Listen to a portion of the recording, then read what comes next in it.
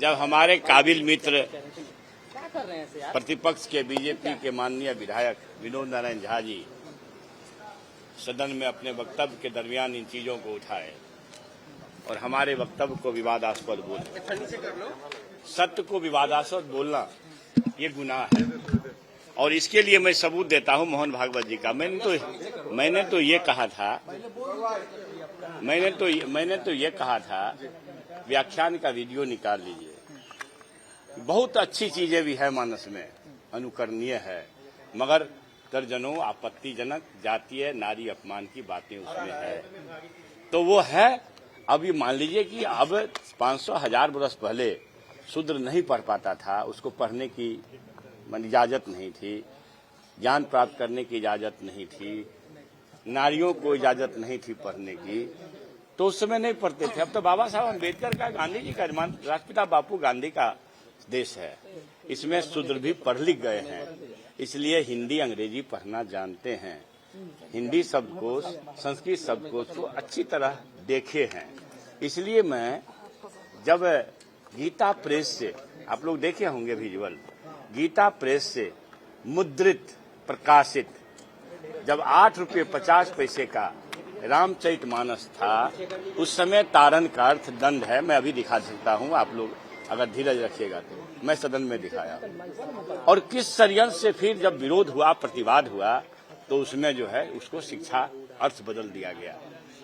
मेरा मतलब इस बात से है कि भाई जब 8 रुपये 50 पैसे कीमत थी तब तो उसमें दंड लिखा हुआ था, और जब ये 450 रुपये हुआ या 120 रुपये वाला भी रामचरितमानस मेरे पास है जिसमें शिक्षा लिखी गई। मेरा ये कहने का मतलब है कि जब समाज सुधारकों ने इन आपत्तिजनक अंशों पर प्रतिवाद किया, प्रतिरोध किया, मैं अकेला व्यक्ति नहीं हूं। आप मोहन भागवत जी का मैं वीडियो भी आपको दिखा देता हूं, मोहन भागवत जी का वीडियो भी, राम पंडित रामचंद्र शुक्ल, उसके बाद महापंडित राहुल सांग कित्यान तुम्हारी क्षय हो, पढ़ लीजिए। नागार्जुन साहब, सभी तो पंडित है भैया, इसमें शूद्र कहाँ कोई है? तो जो सत्य को सामने लाया उस पर क्या आपत्ति हो सकती है? और उसी बात को जो हमारे माननीय संघ प्रमुख, संघ, अब वीडियो दिखा देता हूँ, संघ प्रमुख निकालूंगा तब तो दिखा पाऊंगा ना। नहीं लाइन निकलवा देते हैं, बोल दीजिए, लाइव पासवर्ड निकलवा दे, ऐसे मीटिंग की चलिए। नहीं पढ़ा देते हैं ना। ये क्या हो गया? नहीं गड़बड़ हो गया। मैंने संघ प्रमुख है, मेरे पास वीडियो है, आप लोगों के पास भी अखबार गया होगा। मैं तो ये बोला था कि पुरखों की गलती से जातियां बनी, इन जातियों के चलते जो है एक दस्तरखान पर बैठने की परिपाटी हिंदू व्यवस्था में नहीं रही, जिसकी कोई उसका न खाओ, उसका न पियो, उसका न छुओ। मर्यादा पुरुषोत्तम प्रभु श्री राम जी, मैं बदसना बोला हूँ, सबरी के जूठ भर खा सकते हैं, मगर सबरी का बेटा बेटी आज भी मंदिर जाएगा तो गंगा जल से धुल जाएंगे भाई। बड़ा उदाहरण है जीतन बाबू मांझी जी, और फिर आपको पता है कि राष्ट्रपति, तब के राष्ट्रपति रामनाथ कोविंद साहब सब पत्नीक गए थे पूरी मंदिर में। तो ये इस तरह का समाज देश और राज्य में विखंडन लाएगा, और ये ठीक बात नहीं है। मैं जीव विज्ञान का प्रोफेसर हूँ, छात्र रहा, और मुझे पता है कि अमीबा से आदमी बनने तक में प्रभु ने ईश्वर बनाया, जातियां नहीं बनाई। जातियां अगर सच होती तो प्रभु श्री राम जी सबरी के जूठ भर नहीं खाते। प्रमुख ने जो कहा तो आप उनके समर्थन करते हैं? लीजिए, अब आरएसएस प्रमुख ने क्या कहा कि भाई जो पौराणिक शास्त्र हैं उसमें कुछ लोगों ने श्राद्ध करके कुछ घुसेड़ दिया जिसकी समीक्षा होनी चाहिए। उन्होंने कहा कि जातियां प्रभु ईश्वर खुदा ने नहीं बनाई, जातियां पंडितों ने बनाई।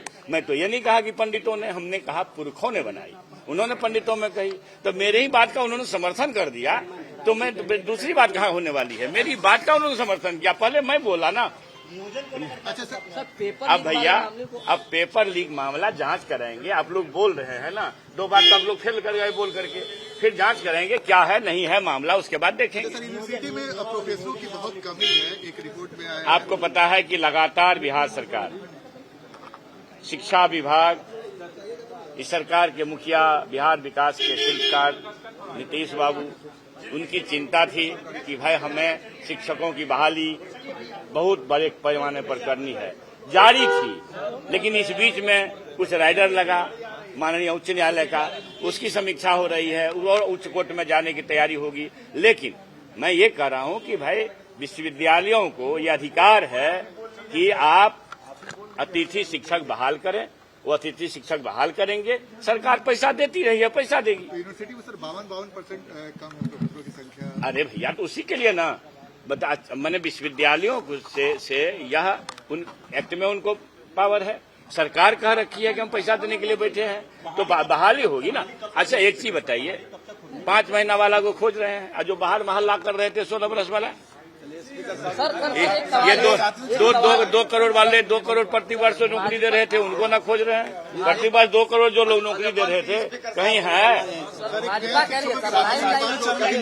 ये एक पारदर्शी नियुक्ति नीति जल्द से जल्द आएगी, चिंता मत करिए।